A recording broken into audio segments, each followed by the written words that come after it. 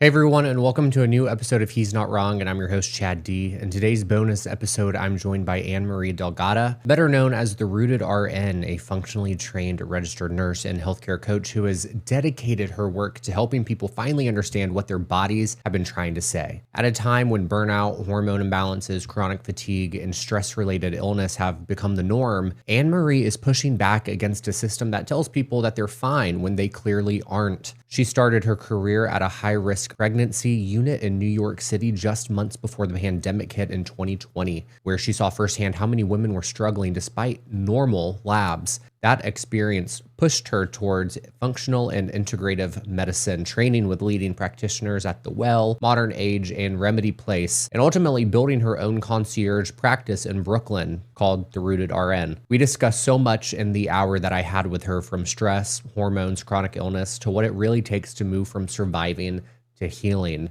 in today's healthcare system. AnneMarie's work has been featured everywhere from Good Morning America to Time Magazine UK, but at its core, her mission is quite simple: to help people reconnect with their bodies and to get at the root of their health. So now, without further ado, I give you my conversation in this bonus episode with AnneMarie. AnneMarie, welcome to He's Not Wrong podcast. I'm so happy to have you here. Everyone has heard a really amazing introduction about you beforehand, so they know somewhat of your experience. But what I'm curious about is how Rooted RN got started. What led you to opening your own concierge clinic? Yeah, it's been a journey, which is probably like the perfect comparison to a health journey. You never know, you don't really know how many twists and turns it's going to take till you get to where you're trying to go, but they're all worth it. So actually I would say like five different major work experiences have all created the version of me and the practitioner that I am, that I felt confident enough to do, to kind of blend them all into what I want to do, which is offer tools of functional healing, which is root cause healing, to everybody to be able to experiment and play with and feel what feels right to them so that they can live their more optimized, best version of themselves in their day to day life. So I think I just gathered a ton of knowledge and experience through the several startups that I worked at in functional medicine, and even like my work early on after graduating, and working at New York Presbyterian while Cornell. I was working in high risk pregnancy, which is a lot to do with hormones and inflammation. And like nobody's really asking the questions like, why are so many women having a hard time with their pregnancies and they're otherwise seemingly healthy until they get pregnant, and then these issues sort of pop up. And that was like my first experience being like, no, what are we doing? Like, we need to ask different questions. So we're not getting so many people in this reactive state. And after leaving the hospital, it took me to my first functional medicine practice, which was a startup called The Well. And I learned a ton there from the health coaches there, the acupuncturists there, but mostly from the practitioners there, about how functional medicine works, so different from Western medicine. And then eventually that sort of evolved into two other wellness startups where I just acquired even more perspective and knowledge and worked with different practitioners.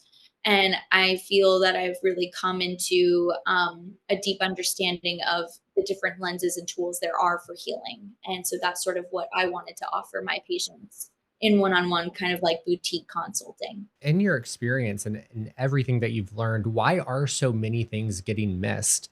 I Pregnancy aside, and high risk pregnancies and issues with women popping up, but I feel like every time you turn on the news, you see a healthy kid on a football field just laid out because they had some kind of sudden cardiac arrest or whatever. It just seems to be things that we would associate some kind of negative medical history to, just seems to be popping up in seemingly healthy people. Why is it getting missed in so many places across the country? Yeah, I mean, I think it's so weird because we're at this place where technology is, soaring. We can do so much with AI. Like, there are so many AI tools and like, there's a different um wearable that you can wear for so many different things, for your temperature, for your heart rate. And for some reason, like, these chronic diseases or underlying diseases are going missed. And I think if you were boots on the ground in Western medicine clinics and hospitals, like, the technology they're using is from the 80s, like, straight up. Like, it is old school, and it's very algorithmic, and it's very, you either fall into this niche bucket of people with, yes, this disease, or you're healthy and you're not worth really much longer than a 20-minute PCP visit, which we all know what that's like when you go to your PCP and you see them once a Mhm. year and you're like, why am I even here? Because everything I say is being like disregarded. Or like if I even dare to ask for a vitamin D level, they're like, why? Why would you need that? Or, no, you're healthy, you're fine. You don't have any issues. Why do we need to test that? So it's a completely different framework for how you approach patients. Like, are you looking to find um, patterns or dysregulations before they turn into a disease, or they turn into a sudden acute, issue where someone's passing out? We didn't realize that they had this ongoing adrenal fatigue or ongoing hormone imbalance, whatever it is. And then I think if you factor in our environment now, like that's a whole huge beast that all of us are trying to tackle with our very old bodies. Like our evolution has kind of given us a lot of tools for one way of life. And now our life is very different. We have toxins in perfumes and mascara, and also in our athletic wear. It's full of toxins, and our body is constantly up against our modern world. And so I think a mixture of not using our tools the right way and preventatively for the masses, and then also not factoring in like how damaging our environment can be, leaves us sort of in this like Swiss cheese effect where there's a lot of people falling through the cracks. And I think there's a lot we can do about it. I feel like there's a phrase that we always hear, but there's never like a toolkit that's given to understand what that means. That's being an advocate for yourself when you're with your doctor. And I feel like that's such a scary thing. And people say if something doesn't sound right, advocate for yourself. And it's like, well, Yes. how exactly do I do that? Because I don't have a medical background. I'm just me. And you have Yeah. someone who's been in business for 20 plus years. What does advocating for yourself look like when you know, like you said, you're just being inundated with all of these toxins and all of these horrible elements, whether it's the water you're drinking, air you're breathing, food you're consuming. How can you be an advocate for yourself in those moments when you know that something might not be right? A really great and really powerful question. And honestly, probably a much overlooked topic. I think, especially in America. I think that advocating for yourself, unfortunately, it's never going to be handed to you. It's not going to be taught to you because it's counterculture. It goes against, kind of the way the system is set up. Like the more that you don't know, the easier it is on the Mm. healthcare industry to like shove you along. I think that's a huge part of my mission is like I want to give you the tools and the understanding of everything that I've accumulated. No, you don't have to know like you don't have to know, lab values the way I do, or you don't have to know like doses the way that I'm in the weeds. I can do that for you. But what I can tell you and what functional medicine practitioners can empower you with is the knowledge of what's normal and what's not normal. And you need to trust your gut and to really listen to your gut before you listen to anyone in a white coat, and don't give your power away when you know something is true inside of you and you feel it in your bones and you're like, no, there's something off. I feel inflamed. I feel anxious all the time, or whatever those symptoms are that are really easily disregarded. I think look for alternatives. Don't feel like it's the end all when someone in a white coat says it's normal, or says your labs are normal, or there's nothing we do for this, or that autoimmune disease doesn't really have any cure, things like that. Don't buy into it because it's not true. um, there are tools out there, but it is sort of like you have to go looking and hunting a little bit. And I've kind of done the hunting. So someone like me who can be a liaison between that alternative world where you're like, I don't know, I get ads for vitamin C. Like, is that the solve? Like, what should I do? I don't know what I'm doing. Turn to someone like a health coach or someone who has been exposed to other options and see what resonates and move in that direction. Like, I think that's my biggest advice is don't don't take, something that doesn't resonate, um, and give up. because odds are there are alternative solutions or other things you can try. You just talked about trusting your gut and your gut instinct when something might not feel right. This doesn't have to really do with functional health, but more so your experience in your career. You went from a hospital nursing into functional medicine, and I'm wondering if you had this aha moment, this like clearly defined time where you look back at and you're like, okay, I have to make the jump from traditional medicine to functional medicine, and what that moment was. How did you know?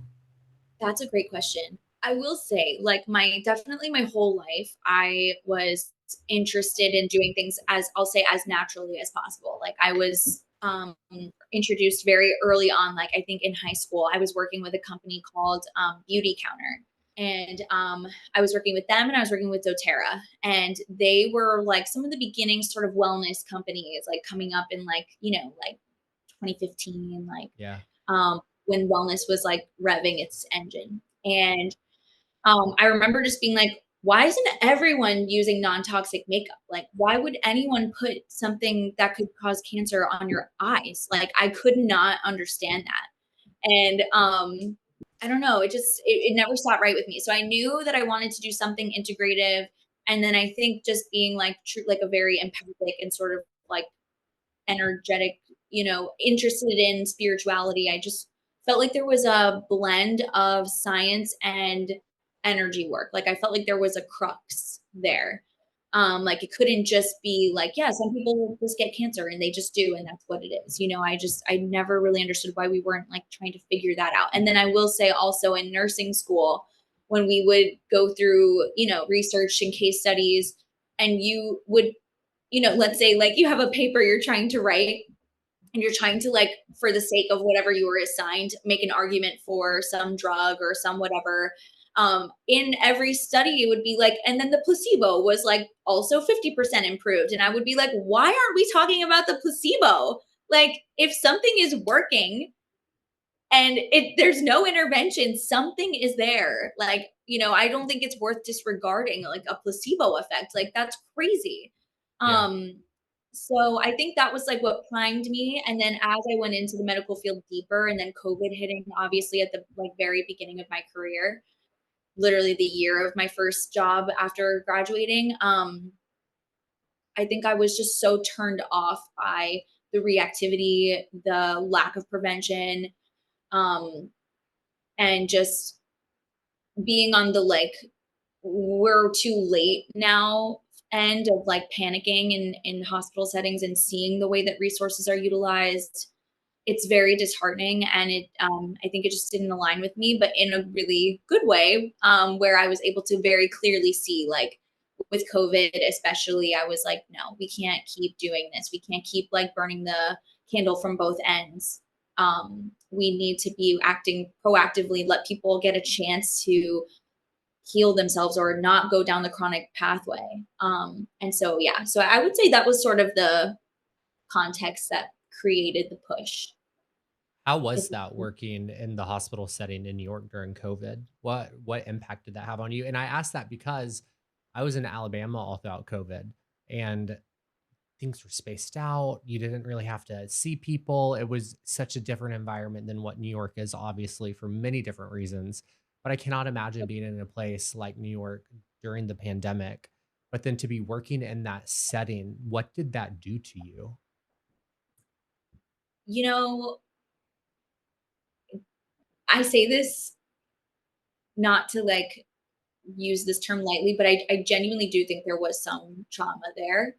Yeah. Um, as a new nurse. And, the beautiful thing about that was I am still to this day extremely close to my coworkers. That we all don't even really work on that unit anymore. But the way that New Yorkers had to come together and be on the same team is a feeling that I think is just so hard to describe and like so rare. So it was this really weird dichotomy of like we have to be one. We have to agree that we're not going to stand next to each other that close on the subway or sit that close to each other on the subway. And also, is the subway even safe to ride right now? We all felt like collectively we had to work together, um, and also be so separate. Like we also like thankfully the hospital that I worked at happened to open right before the pandemic and was the only high risk unit that had separate rooms. Other Mm. hospitals have patients sharing rooms. That was like that's very normal for New York City.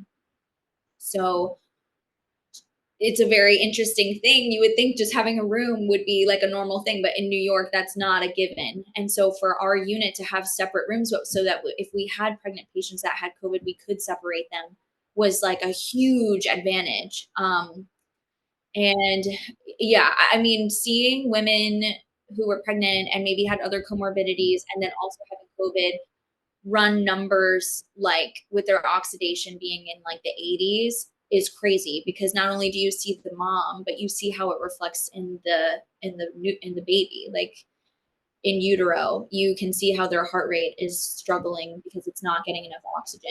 Yeah. So it was, it was crazy. You had to be very adaptable, you had to be a team player, you had to be on the same page, and you also had to find community and connection anywhere you could because a lot of our patients' husbands weren't allowed to be next to them in some of these like traumatizing moments of their lives or really important moments of their pregnancy. They were alone, or like the only visitor that they had was their mom, and they were only allowed to pick one visitor. And so we could, try to keep things at bay. You could only have one visitor, and it had to remain the same visitor the whole stay.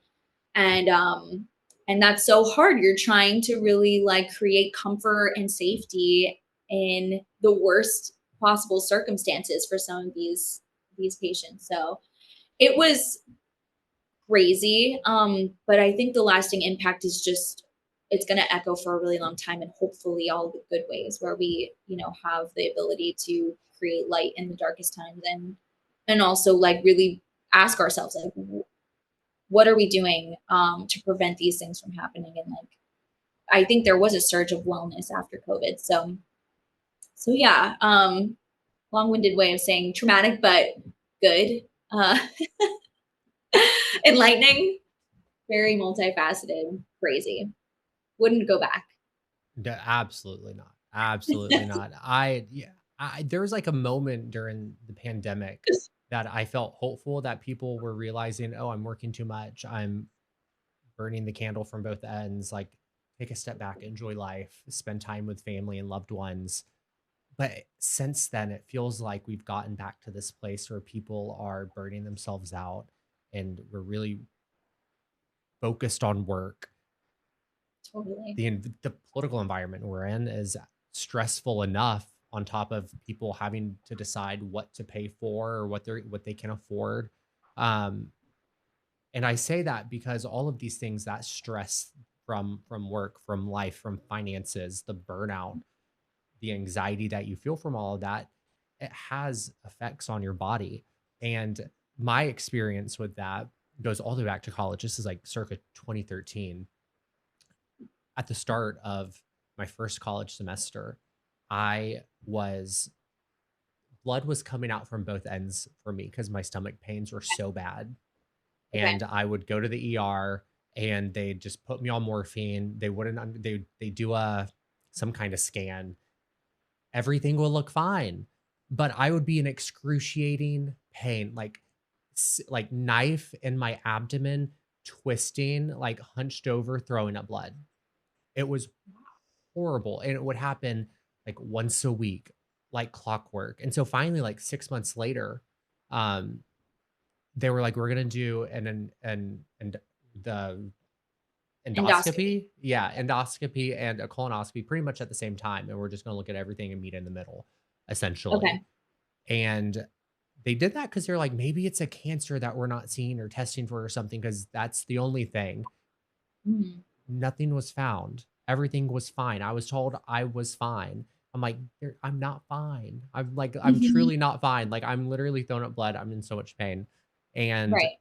turns out, finally, a doctor said, well, maybe it's just stress related. So, because of that, I took a semester off of college and like it went, it went away. And Oh I my say god. that story because the stat from the CDC is 60% of Americans live with at least one chronic condition.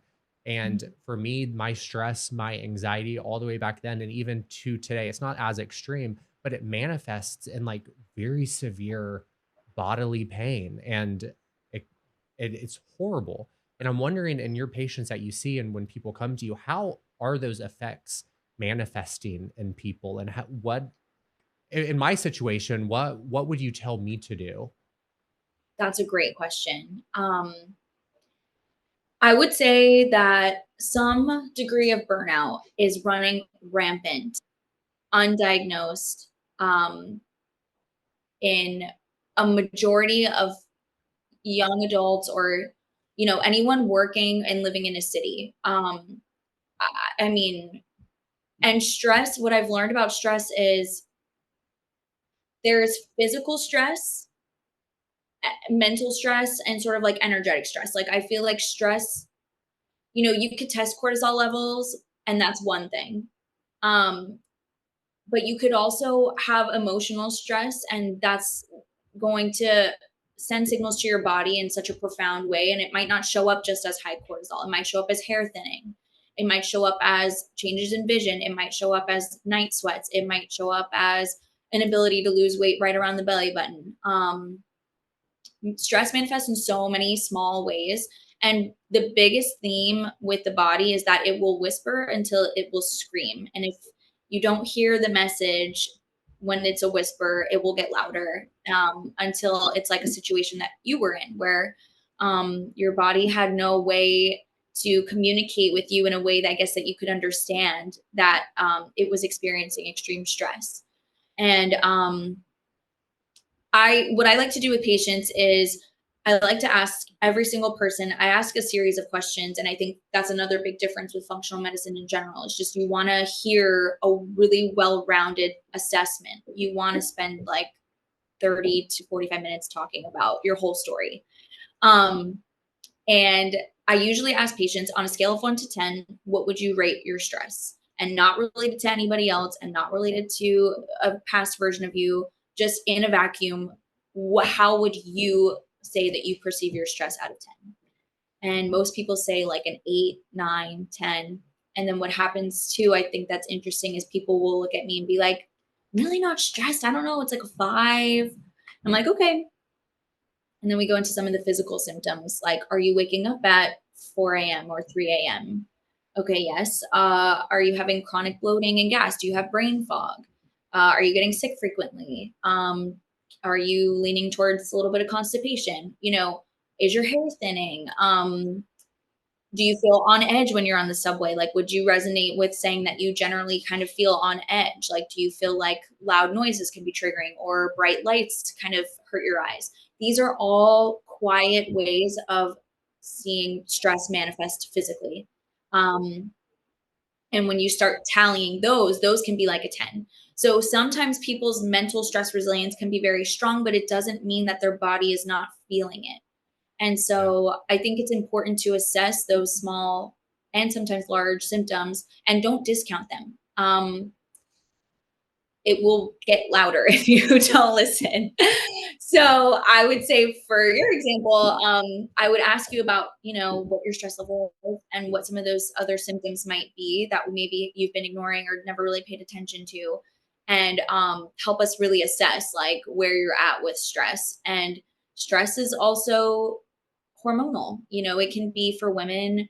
If your insulin is all over the place, or you're having mood swings, you're not eating breakfast or a high protein breakfast, you're waiting till 2 o'clock to eat, but you had an oat milk latte for breakfast and your blood sugar's all over the place. Um, that is perceived as a stress signal to the body. And so your cortisol will mimic that insulin roller coaster, and your cortisol will be all over the place. So sometimes that's where you have the 3 a.m. wake up or the 3 p.m. crash. Um, so I don't know if you have any particular symptoms that you would add in there that you heard that maybe resonated. Like But then, all of them.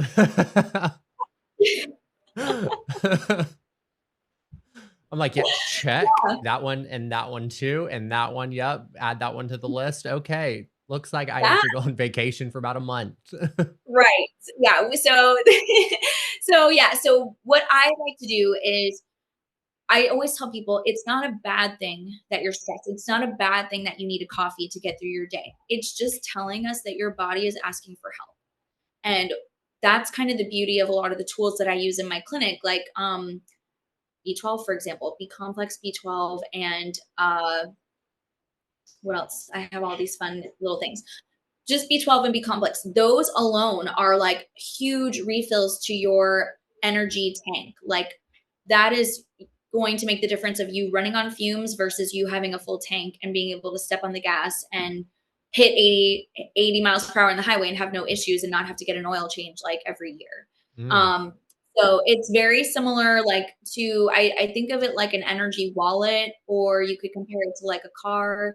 Um, but your energy wallet, everyone has a finite amount of energy that they can spend in whatever way they want. And to think that, in this modern life that you should be able to answer every call to action and not need a recharge it doesn't make sense. So most patients that are going through stress to any degree who resonate with 1 to 100% of all of the symptoms we just talked about could probably use some support and basically like a big deposit into their energy bank account. And that's what a lot of like taking a multivitamin, it sounds silly, but that's a daily contrast to you pulling out of your energy wallet. We're putting stuff into it. And we want to keep you in like a place of balance.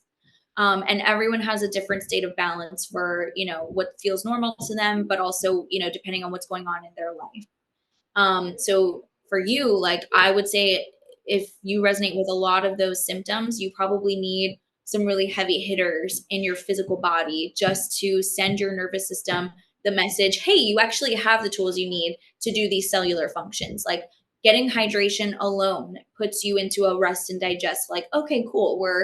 We have a nutrient. We have something we need to do a job. Like it gives your nervous system that reassurance to do the job you want to do. And that's a lot of what I'm doing is bridging the gap of your body wants to heal. What is it asking for? And where can we fill the gaps in your foundation? And then the other side of that is assessing not just what you're missing, but what you're being overexposed to.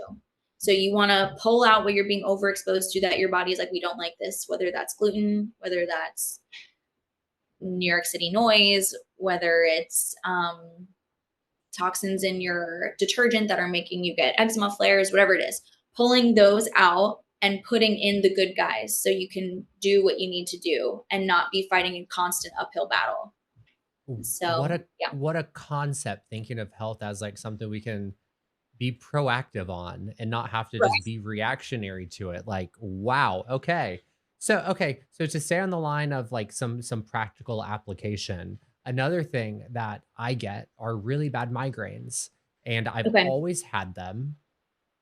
I've I've gone to see doctors. I've been on the migraine medicines. Really, the only thing that I can seems to bring me relief is like a Benadryl in a dark room and chugging a lot of water. There's never really been an answer to my migraines. So if I came to you with that, Yeah.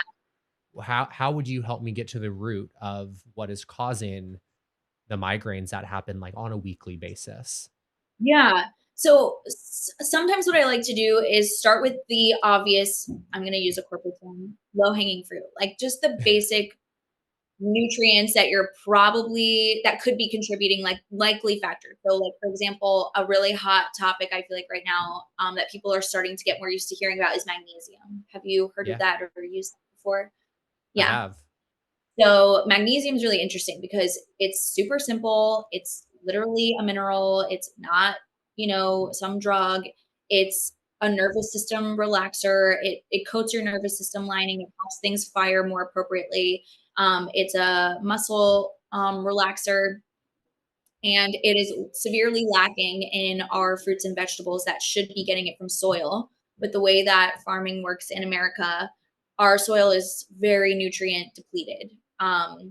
Basically, over years, we plant things. They get some nutrients from the soil, but we never replace the nutrients. So now, as time has gone Mm. on, we've never actually repleted the soil with the nutrients to go into our fruits and vegetables. So most people are not getting the magnesium that they were supposed to be getting from just normal diet. And that can make a huge difference. So just adding in at night, even in the morning, if you like, there's a bunch of different types of magnesium. My favorite is magnesium glycinate. It's like the most neutral, but highly absorbed. And I would just, first of all, add that in because that's sort of a foundational element anyway. That's something that's just going to help again with stress. We burn through magnesium when we're super stressed. And it's going to help with just if you get muscle cramps ever with working out, it's really good for that. For women with period cramps, really good for that. People with migraines or chronic headaches, really good for that. High blood pressure can bring that down. It's amazing. So that's sort of like the first obvious thing I would start with is adding in a magnesium. The next thing I would consider is something called NAD. That is a really interesting sort of like a peptide. It's kind of also a Yeah. hot topic that people are talking about.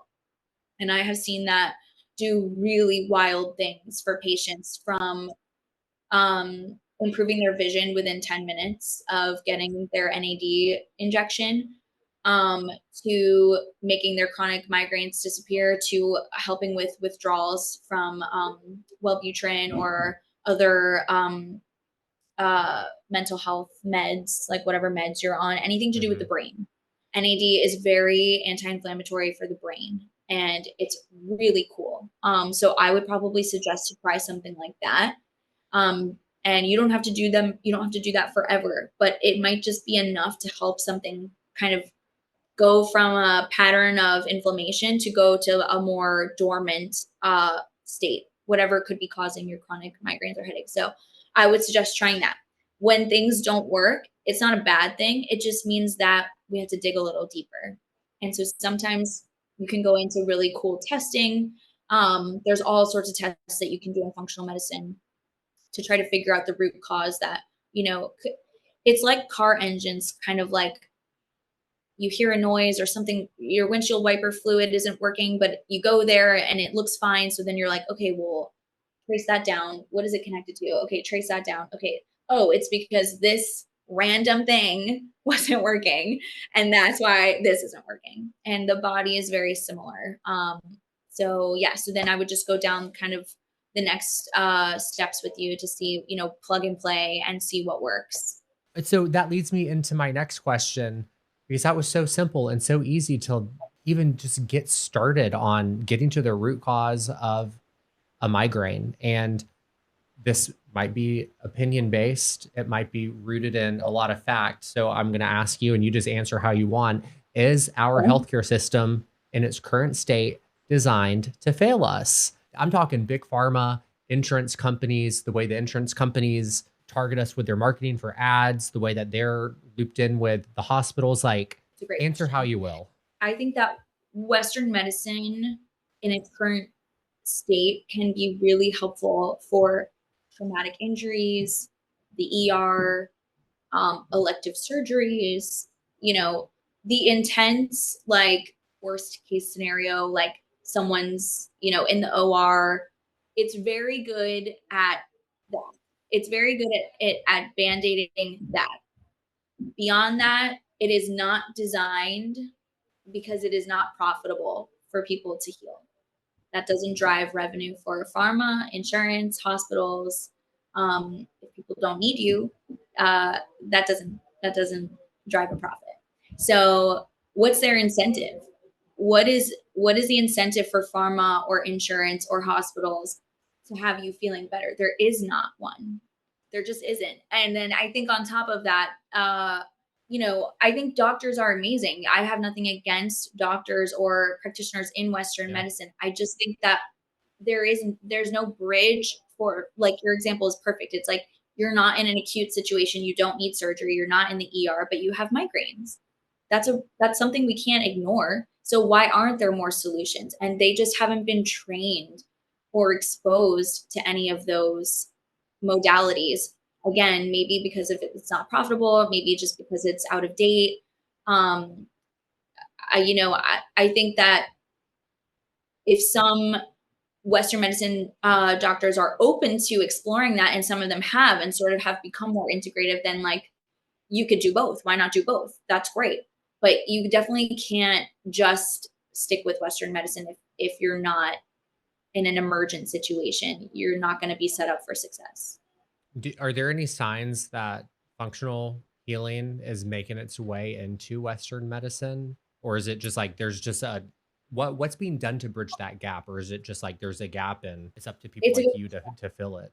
So it's really cool. Like I will say, so like for example, like NYU, even Cornell, or even like the hospital I worked at in Atlanta, if you see like a dog on the unit and they're like the emotional support dog, like that is sort of like a integrative approach. Like that's kind of your like anti-stress. Like we know it's really soothing for like people's heart rates come down when they're feeling relaxed and they're petting a dog. Like great, that's like a start. And then some hospitals are integrating acupuncturists, which is really cool. So Chinese medicine, traditional Chinese medicine practitioners who can use Chinese medicine modalities to bring balance and harmony and like decrease pain to patients that are in the hospital. That's something that I've seen happen at least in New York City. Um, and then for pain, I think that pain is very interesting. Pain, because it just is such a beast, and so many people don't want to go down the oxycodone and high intense pain drug route. They're looking for other modalities, and so there have been some really interesting things happen with that, like even like essential oil patches I've seen passed out to patients who are in pain, or what else? There's actually therapeutic communication has been studied for nurses to be able to bring down pain levels just by identifying or letting the patient talk about what was going on with them can bring down pain levels. So it's starting, but like, for example, then like if a patient is experiencing some sort of like toxic burden or um, severe inflammation, no Western medicine doctor that I've met in a hospital would ever say, oh, like, and add on like 500 milligrams of glutathione, which is like the number one antioxidant, anti-inflammatory liver detoxer that our bodies make. That would never be a tool that they use, but I don't know why. Like, why wouldn't you pair that with your other modalities? Like, it can't hurt. It's just something that we all naturally make, and like that would probably help bring down some inflammation. But you don't see anything like that. So there's some, but generally, if you're a person who is seeing a functional medicine doctor and you have a PCP or an internist, and you see both, but you kind of don't want to tell them about each other, if you were to tell your PCP what you're doing with your functional medicine doctor, most likely you will be scoffed at or told that it's nonsense or told that it's irrelevant, whatever. And you'll be left questioning your decisions and your intuition and your gut and the progress that you've made, maybe with the functional doctor. And so I would just caution that, just be aware. Right now, there is a little bit of uh, oil and water going on, and you really, again, need to be the advocate for yourself to listen to and do what feels right to you. There's a lot that I'm seeing with healthcare organizations, like for instance with the American Heart Association. They're starting to get, I believe it's a version of functional medicine, but they're starting to get into that space of preventative healthcare uh, Mhm. by investing a lot of money into programs like food as medicine, for Mhm. instance, and pretty much saying that a lot of the things that we're treating people for, a lot of the heart conditions that people have, a lot of the things that lead to heart disease and heart attack and stroke can be prevented if you use food as medicine, if you have a healthy diet and all these things. And so it makes me happy hearing what you're saying about the small changes that are happening. And it also makes me happy that the healthcare organizations that have a major push in policy making are also getting behind things that would be healing for people and preventative, so you don't have to just rely on what I have in the notes as sick care, Right. and just being treated for something, and you can actually prevent yourself from having to go through that experience. And so that is awesome. So it's my understanding that functional medicine looks very deeply at gut health. And I've seen it on TikTok, I've seen it on Facebook, I've seen it literally everywhere that your Mhm. health and your immune system, all of it is really like intimately connected with your gut health. And I do not understand that.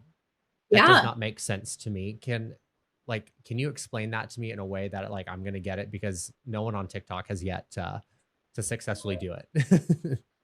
I'm so excited. This is such a great question and so empowering once you have a handle on this. So I'm really excited. Okay. I would say this would be a good time to pull up one of those pictures if you wanted to. In this visual, it helps you understand the mechanical connection between the brain and the gut. So, the reason that functional medicine really looks at the gut is because it kind of sees the gut as like your actually your first brain before your brain. Um, it is the center of your immune system, and it actually also makes neurotransmitters like serotonin and norepinephrine and dopamine, and it's usually if this is not happy, nothing else is happy. And so I'll explain why that is. Um, think of your gut like a garden, and picture a garden, and it has soil maybe, and what you want in a garden, like picture like the botanical gardens. You want things to be like kind of put in the right place. You want there to be like some fencing around like certain, flower beds. You want it to be clean. You don't want any weeds. Um, and you want all sorts of different types of flowers. You want like huge biodiversity of flowers. You want it to have all sorts of fun things, but mostly good guys, not really any bad guys, like not a lot of weeds, and you want it to be nice and put in place. You don't want soil kind of falling out where it's not supposed to be. It should be pretty tight, tightly knit. That is what the ideal gut would look like. So we want the lining to be nice and tidy. We don't want any breaks in the lining. We don't want things coming out of the gut and going into the bloodstream and going into the nervous system and telling the rest of the body that there's trouble in paradise. We want a nice, clean, very diverse with all different types of good bacteria gut. That will set you up for a strong immune system and a clear brain. Like you won't have brain fog. You won't have like a low grade inflammation. So the reason that is because our gut lining is one cell thick, which is really, really, really small. So it's very easy to make a break in our gut lining. And when that happens, usually it's because we eat something that had maybe something our body didn't agree with, or something kind of toxic. Whatever, like processed foods are really good at this. Whatever foods that we eat that kind of break that lining. Now, anything that our immune system or our intestines would have been able to deal with sort of at the source is now leaking out into other parts of our bloodstream. And we have a nerve called the vagus nerve going from the brainstem all the way down to the gut. And it intertwines with our blood vessels and with our gut lining. And it kind of receives messages from that like big source. If things are pouring out and we're eating foods that are inflammatory, like gluten tends to be for most Americans, it doesn't really matter if you're gluten sensitive or not, because the structure of gluten is just so unrecognizable by our immune system. It kind of sends signals of danger to our immune system, and it sort of revs up that engine, our immune system's response. So you're, let's say, eating a lot of gluten, you're not eating a lot of fiber, so you have a lot of weeds, a lot of bad guys, and you've got not a lot of good guys that are able to handle it. And you also have a break in your lining, and now all of the messages about how bad the garden looks is going out to the rest of the body, including the immune system and including the brain. And now everyone's panicking. All the cells and all the messages being sent are we're inflamed or something is wrong. And so that's what can create low grade inflammation and cause things like eczema, rosacea, autoimmune conditions, brain fog, lack of memory, lack of focus, trouble sleeping.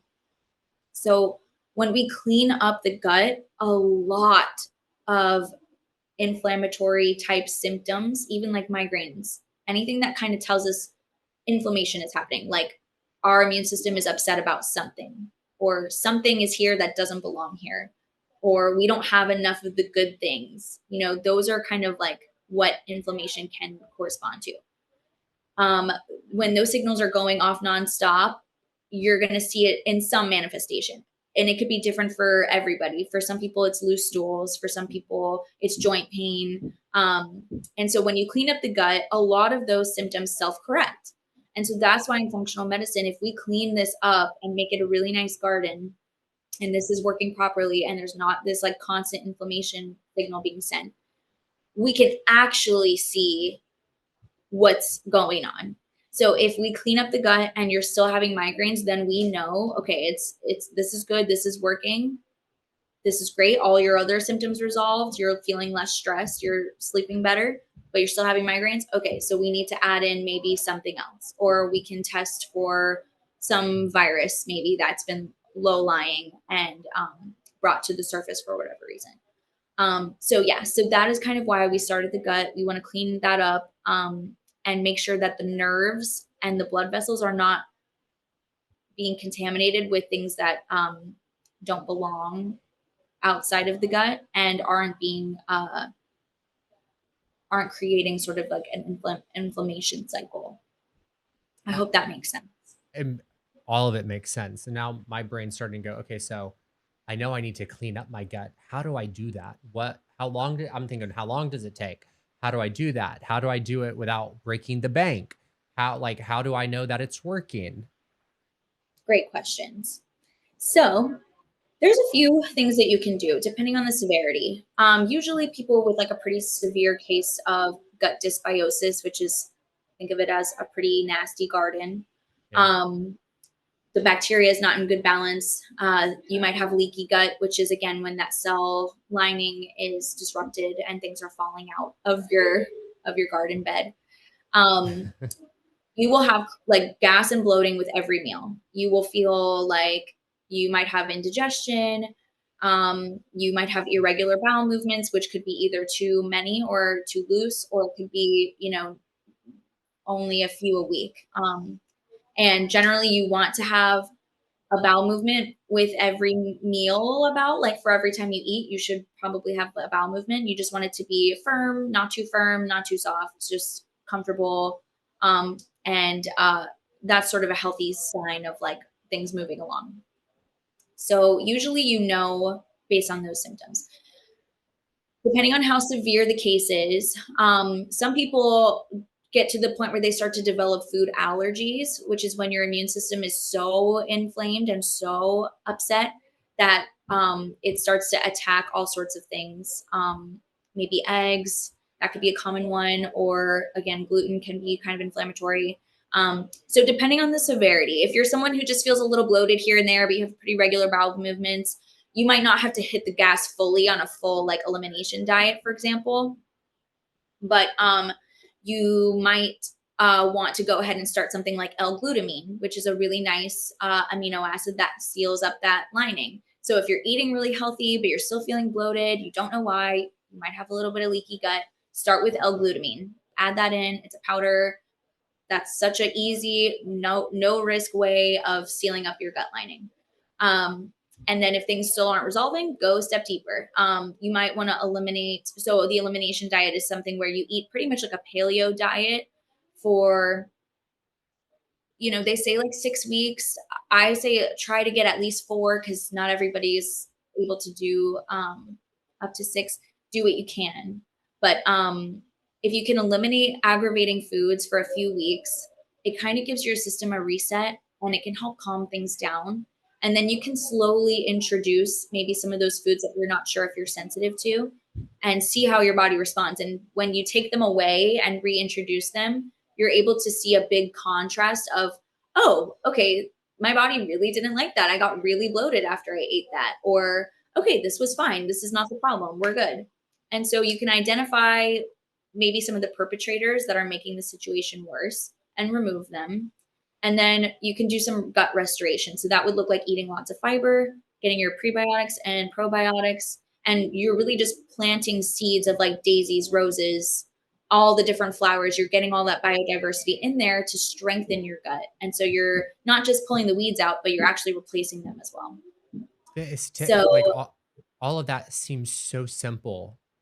It's so easy. Why are we overlooking that so much? I think because it's just not talked about. I think it might just be a matter of empowering people with education and tools. And yeah, this is not something that Western medicine prioritizes. And I think that's all it is. So you've built an incredible toolbox of healing in your business. And I'm curious, how do you decide what someone actually needs, whether it's IV therapy, acupuncture, going more of a Western medicine route, if it's something as simple as changing a diet? How do you decide that in your toolbox? And how is this toolbox built? I love that. I love that question. I find that, and I think this is the power of being a nurse or even like a nurse practitioner. I think just when you have interacted with so many people, you're blessed with this. You develop a really strong skill set in listening and in trusting your gut. I use a little mix of really listening to people and asking questions and really like going down the rabbit hole of like, okay, so wait, when did that start? Okay, so like for you, for example, like when you kind of pointed to, I think 2013 is when Mhm. you had some issues starting. So usually, like in Western medicine, this would never be a conversation. But with me, it has to be because let's say that your GI symptoms came up right after a breakup or right after you failed an exam and Yeah. it like really was a pivotal moment in your life for you. You can't ignore the emotional and nervous system impact because the nervous system reflects in the immune system. I think that those two are like mirrors. Yeah. And so I think that you have to take that into account. And so that's part of the history is like, okay, trying to really get a sense of like, okay, where does it sound like? And people, this is what's also amazing. When you give people the space to talk about themselves and really reflect like with someone, like kind of as a coach, like not where you're like answering their questions, you're more like guiding them through their own answers. They start to put the pieces together on their own and they're sort of like, oh, well, actually, yeah, that is when I started to feel bloated like right around that trip to Asia. And then I'm like, oh, okay. And then what happened? Okay, and then what happened? Okay, so you might have a parasite. And so I try to let them go through their journey, ask in questions, ask the right questions, to try to put puzzle pieces together. Then, as you sort of start to see the puzzle come together, you can see like, okay, so this doesn't make sense. So let's maybe do parasite testing and let's do a stool test and see what happens. Or like, no, that sounds like hormones. Like that sounds like that's your main issue. So let's go down there. And then you can offer what anyone's open to. So like, for example, I've seen patients that were infertile, could not get pregnant, were very stressed, even had a hard time like starting a cycle. Like let's say they hadn't had a period in, months Yeah. with a mix of diet supplement recommendations. You can nourish the body, give it what it needs. And then if you layer on top of that other modalities like acupuncture, which is amazing for moving stagnant energy through meridian points, you get this like even more powerful impact with the way supplements work because they work better. They don't have an uphill battle. And their sleep is that much better because they don't have an uphill battle because their energy is moving in coordination with the magnesium. So these like layering techniques can make things work quicker and more effectively and can give you the result of which I have seen before patients getting pregnant within 6 months. It's crazy. I have thankfully worked with amazing practitioners because I've worked in enough startups that sort of wanted to be like a one-stop shop, like have Yeah. everything in one building. And so I was able to kind of like cross-reference, like, hey, my patient's seeing you on Thursday. Like, what are you planning to do? Okay, so what should I do? Okay, sounds good. So let's see if maybe like my glutathione for detox and your liver qi stagnation treatment in Chinese medicine can pair together and help them like flush this thing out. And patients' intuition is also, I think, equally important. If I mention something to a patient, like, have you ever heard of acupuncture? And they're like, you know what? I was just Googling it and I just think that's so interesting. I was just thinking about that. I'm like, okay. So I don't think that that's a coincidence. I think trust your gut. I think go for it because it might resonate with you and it might be the tool that really works for you. And everyone is just so different. And so I would say, and I've done this for myself, trying more modalities to see what really works and hits home for you is part of the process. And that's how I developed my toolboxes because I've tried all of this. I've tried everything, I feel like, under the sun. Um, and some things resonate and some things, maybe don't make the biggest impact, but you don't know until you try. One thing that I've heard that you have said is that your tools or the tools that you need will find you when you're ready. And I want to know what you mean by that. And I I think feel like I that know the answer because I feel like my tools have just like found me by way of he's not wrong, but I'll let you go ahead and answer. So I think that, life has a serendipitous like character to it. And I think that when you're ready or open to a next step in your heart, or you kind of plant that seed within you that you're like, no, there's got to be something else. I think that the universe or your subconscious sort of leads you to that next step. And I Mm. think it leads you to the step that you're ready for. Because I think that for some people who maybe have never heard of functional medicine and are maybe curious about it now, I think that if you tried to present them with emotion code right off the bat, I think that's a really big jump. I think first you might want to test the waters with maybe like vitamin D, see how that goes. Maybe it makes a difference, maybe it doesn't.